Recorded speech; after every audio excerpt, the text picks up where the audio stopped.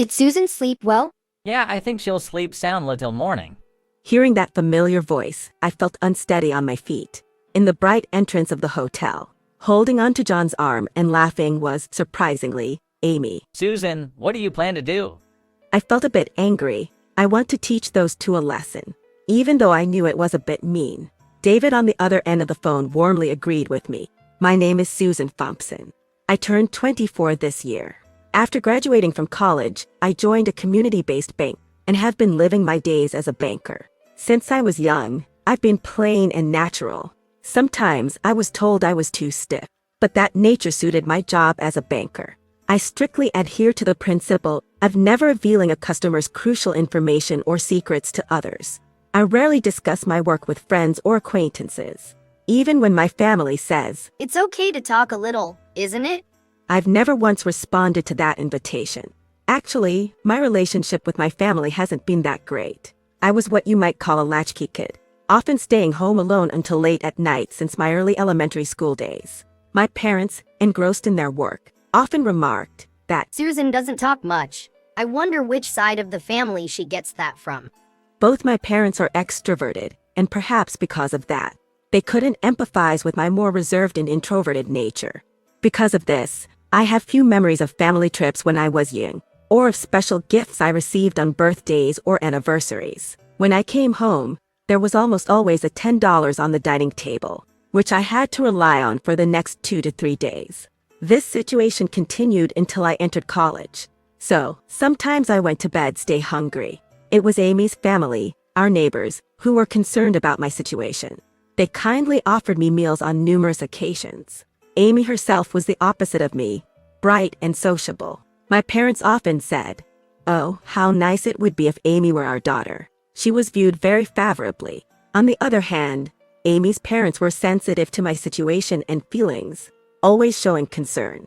Whenever they saw me alone, they would often invite me to their home. Thanks to that, I gradually became close with Amy, building a relationship like childhood friends. However, Amy sometimes acted superior or cold towards me, saying, You're getting meals from my parents, you know.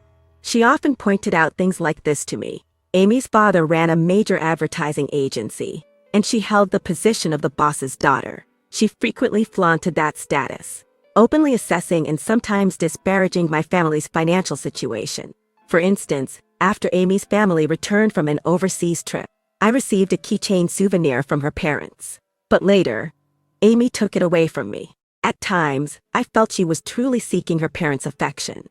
Since I too seldom received attention or affection from my family, I felt I could deeply relate to some of her feelings.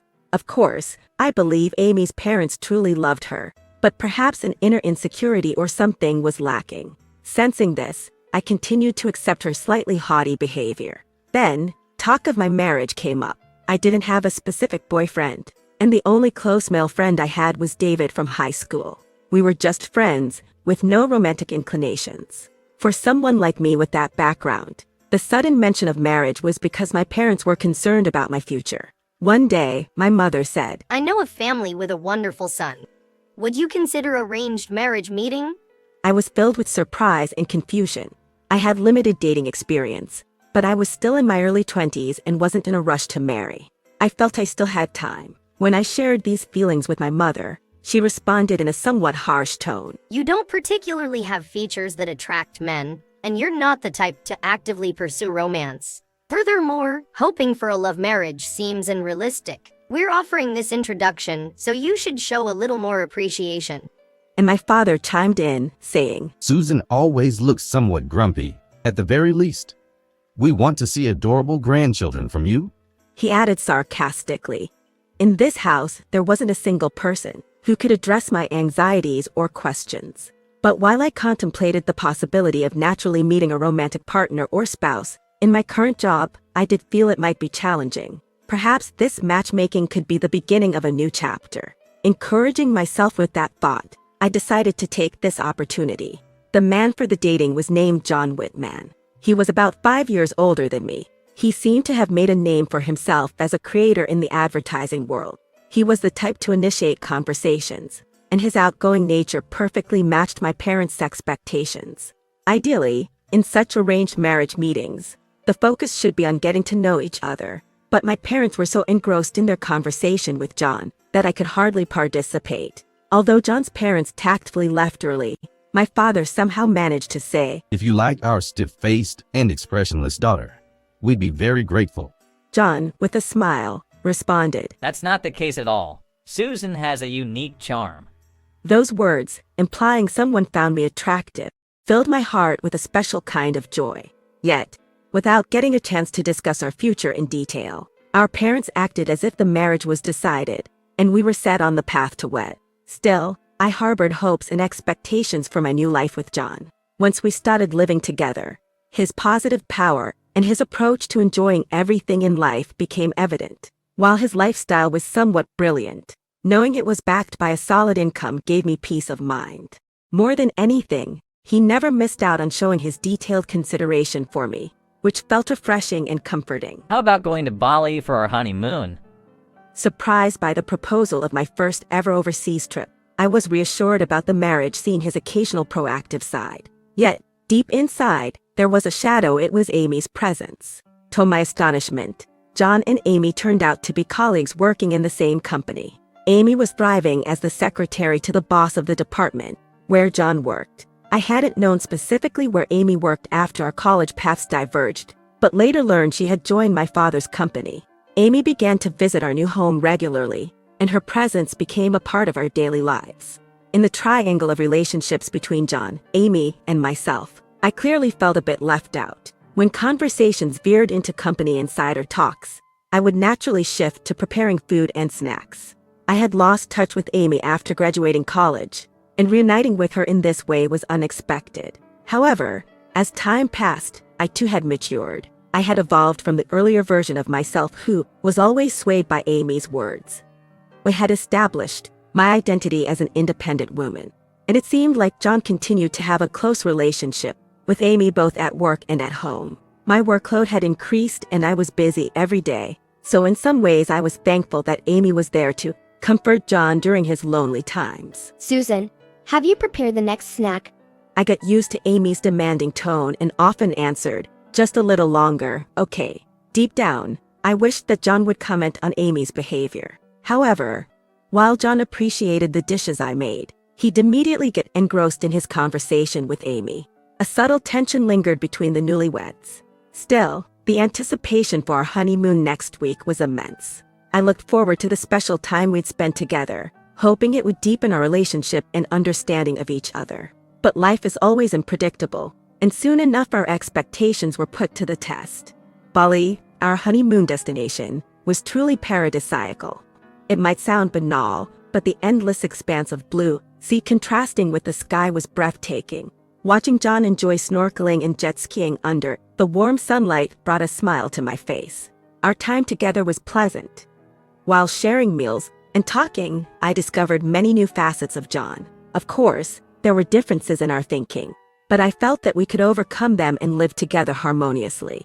Despite this growing closeness, an unexpected event awaited. The third night of our honeymoon was particularly memorable. John suggested, Let's return to the hotel a bit early tonight. So, we left the city's nightlife and headed back. Usually, John would ask me to make tea, but that night, he surprisingly took the initiative, saying, Leave the tea to me tonight.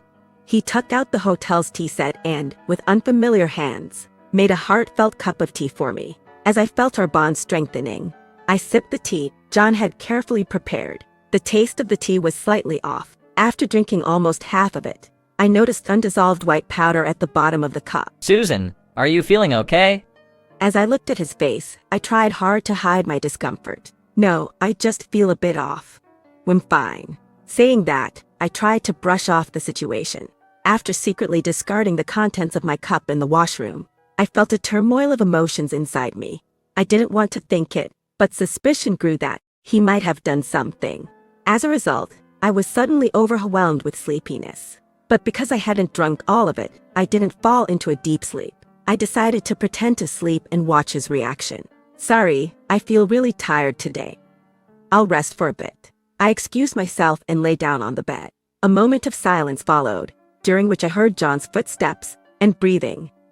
He seemed to be checking if I was sound asleep. Once he was convinced, He roamed the room for a while and then quietly left. At that moment, I was flooded with mixed emotions. With no clear evidence, I was torn between suspicion and a strong desire to uncover the truth. Using information from the hotel staff, I quickly arranged a taxi and headed to the hotel John was rumored to have gone to. Throughout the journey, my mind was filled with various speculations. Can you get there as quickly as possible? Ma'am, are you okay? You look pale. The driver's kind words were truly appreciated, but they weren't enough to dispel my anxiety and fear. As we neared our destination, a mix of nervousness and anticipation rose. Upon arrival, I took a deep breath and asked the driver to wait. Sorry, can you wait here for a bit? I might be back a bit late. The driver nodded in agreement. Grateful for his understanding, I stepped into the hotel lobby with trepidation. There, seeing John and Amy chatting pleasantly, I was rooted to the spot in disbelief. Why was Amy here? This hotel's lobby looked simpler than the resort we were staying at. Decorations were minimal, and it seemed to be bustling with local tourists. John, did you wait long? Sorry. It's okay, there was an unexpected things. But Susan sound asleep. She didn't notice? She slept completely. I don't think she'll wake up anytime soon. Hearing their conversation, I was so shocked that my hands began to tremble. My shock only deepened when I saw Amy getting playful with John's arm. I took out my phone and snapped a few photos of the scene. The sight of two people sharing a kiss, talking intimately, everything appeared as an unbelievable reality before me. I decided to activate the voice recorder app on my phone and record their conversation. I have a reservation for John Whitman and Amy White. Are you two a couple? Yes, we're actually newlyweds. She responded with a smile. Congratulations. Hearing this exchange, a mix of emotions filled my heart. I hadn't imagined the relationship between John and Amy had progressed this far. I felt overwhelmed by shock and confusion at that moment. The sweet interaction between John and Amy, their innocent conversation at the hotel's front desk. All these scenes replayed in my mind, making me oscillate between reality and illusion. Witnessing their closeness, I struggled to suppress my feelings of anger and jealousy. They're not really a couple, right? I kept reassuring myself. However, their photos stood before my eyes as painfully realistic evidence. I exited the hotel and jumped into the waiting taxi. The driver, noticing my distressed state, drove in silence. Tears I hadn't been aware of streamed down my cheeks. That's when I received an unexpected message from David. How's the honeymoon? His words, which reflected his pure intentions without knowledge of the current situation, deeply hurt me. During high school, we were part of the same committee, spent a lot of time together, and shared our worries and joyful moments. He was always a supportive presence in my life. Now, faced with the challenge of how to convey my current tumultuous state to David, I believed that he would understand my feelings and contemplated my next move in the midst of my confusion. During our high school days, people around me began distancing themselves because of Amy's disdainful comments and attitude towards me. I felt isolated due to her cold stares and sarcastic remarks. That David was different. He didn't bother with Amy's gossip and consistently showed unwavering kindness towards me. Our relationship deepened as we went to the same university. Even though we were in different faculties, we would spend our free time talking at cafes or enjoying nights out at bars. Whenever I was troubled or anxious about Amy, David would listen intently and offer heartfelt advice. Conversations with him allowed me to express my feelings and thoughts freely and find solace. When I suddenly received a message from him, my heart raced. The moment I touched his name on my phone, a mix of anticipation and anxiety welled up inside me. As the call connected, I could hear David's voice. Taking a deep breath, I started telling him about recent events and about Amy and John. I wonder if I'm just going to accept this situation and continue being swept along by life. But honestly, I don't think I can bear living like this any longer. After pondering for a moment and letting out a deep sigh, he responded, I deeply understand how you feel. But before making any major decisions, it's essential to take a moment to calm down and organize your thoughts. It's crucial to think about what you truly want and what's best for you. But if I were to end things with John, I don't know how I would build my life afterward. That might indeed be a tough choice, but you don't have to bear it alone. You have friends like me by your side. When the time comes, we'll think and support each other. Tears flowed from my eyes. David's words made me realize the importance of moving forward, even if it's just a little. They were filled with genuine encouragement and the promise of walking this journey together. When I said, I want to hurt them, my emotions were overflowing with anger and disappointment. I was aware that this was an unusually aggressive thought for me, but David on the other side of the phone accepted my feelings. I feel the same as you. If there's anything I can do to help, just let me know. For now, don't worry about them and return home safely. When I get back home, we'll talk in detail. Understood. Let me know if you need anything. His words felt reassuring. I've always been introverted and not good at expressing my emotions in public. I never thought that this trait would lead to such betrayal. His words gave me the courage. I immediately returned to my hotel to pack. Among the items, I saw John's passport and wallet, which he cherished. He once mentioned that when traveling, he had a unique way of storing important items in one wallet and other things in a different one. Without a doubt, this wallet contained his most valuable possessions. Without hesitating, I decked that wallet into my bag. I also neatly packed the rest of John's belongings. With revenge against them firmly in my heart, I packed our 2 sets of luggage and headed to the hotel front desk. After checking out, I securely locked John's suitcase and decided to keep the key with me. Then, I looked for a place to safely store the suitcase and headed to the airport's luggage counter. I consolidated my belongings and boarded the plane to return home. On my way home, I received a message from David. You came back alone, didn't you? It must have been tough. You should take a rest today. Grateful for David's warm words, I decided to get a good night's sleep upon arriving home. Expecting numerous calls from John, I turned off my cell phone as a precaution. When I woke up at dawn, I immediately turned on my smartphone. As expected, I had many missed calls from John. Amidst this, he called again, so I decided to answer. Susan, where are you right now? I'm at home. I heard a friend got involved in a traffic accident and was taken to the hospital. I decided to come back immediately after hearing the news. I tried contacting you, but couldn't reach you. I thought he might buy the excuse since I had called his phone several times beforehand. But why is my luggage missing? Why did you check out alone? I thought there's no point in staying in that luxurious room if I was returning first. I checked out. As for your luggage, I stored it safely at the airport for unforeseen events. Yeah, I got a call from the airport and picked them up, but I can't find the key to my suitcase. My important passport and wallet are inside. Do you know where the key is? I don't remember locking it. Maybe the zipper broke while using it, or it got damaged from an impact. Also, where were you that day? Why couldn't I contact you? I tried so many times. He seemed unable to answer immediately. Perhaps he had something to hide. I had something to do that day and went out. Now's not the time. A friend urgently needs my help. We'll talk about this later. Wait, Susan, can you listen to me for a moment? However, I ignored that voice and immediately ended the call. The structure of that suitcase key isn't particularly complicated, and the most valuable contents, namely the passport and wallet, are already with me. Even if John tried to open the suitcase, he wouldn't find anything inside. While reissuing a passport and wallet might be a hassle, eventually, he could obtain them with the proper procedures. There's no way he would be stranded and unable to return to his country. While John was away, I was executing a certain plan, and the day he returned, he noticed the new house was completely empty and called me. From the tone of his voice, I could easily tell he was in a panic. Hey, why is everything gone? Where are you, Susan? I'll explain the details in person. Right now, I'm at my parents' house. Breaking the subsequent silence, I heard the roar of an engine, and soon after, a loud halt right outside the house. I opened the door to welcome him. I've been waiting for you. In a calm tone, I led him to the living room. Tell me everything, especially why my passport and wallet are gone. Give me the reason. Don't worry, you'll understand soon. Saying that, I quietly opened the door to the living room. Inside, there were some unexpected faces. David, my parents, Amy's parents, and to my surprise, John's parents too. Especially, the expressions on John's parents' faces were clouded with surprise and confusion. What's going on here? Why is everyone here? You must be John. Nice to meet you.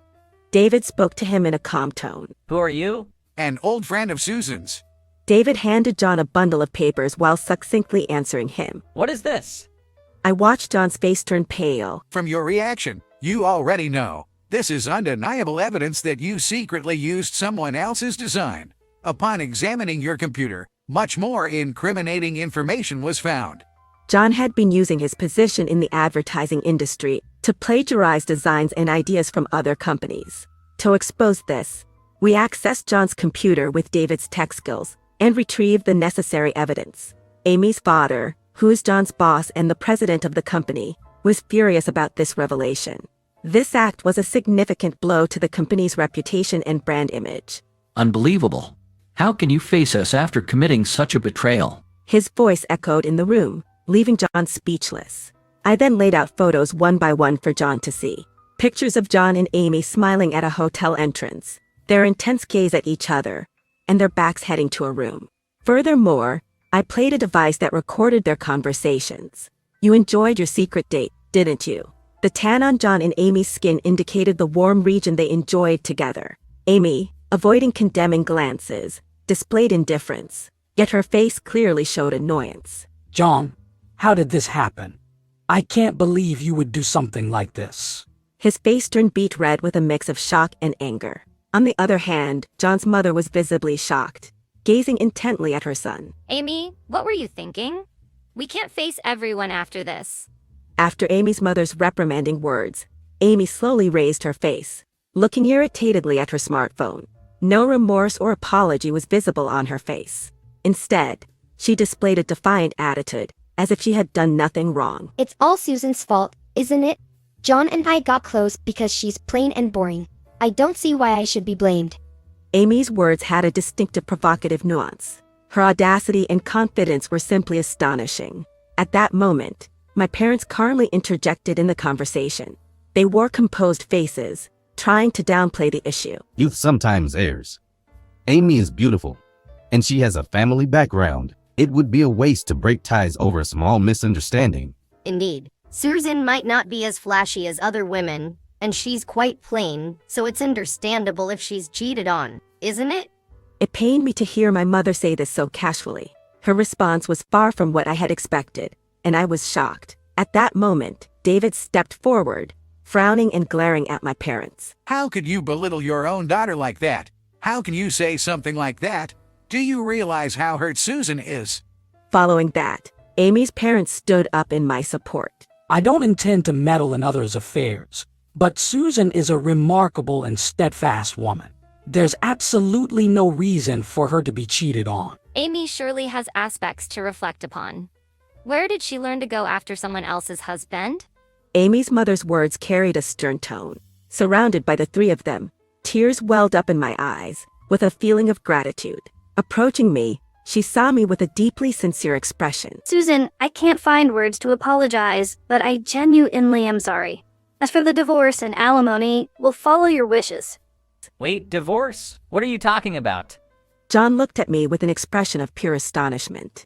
He clearly hadn't anticipated the consequences of his actions to escalate this way. But did he expect me, the wife he cheated on during our honeymoon, to just stay silent?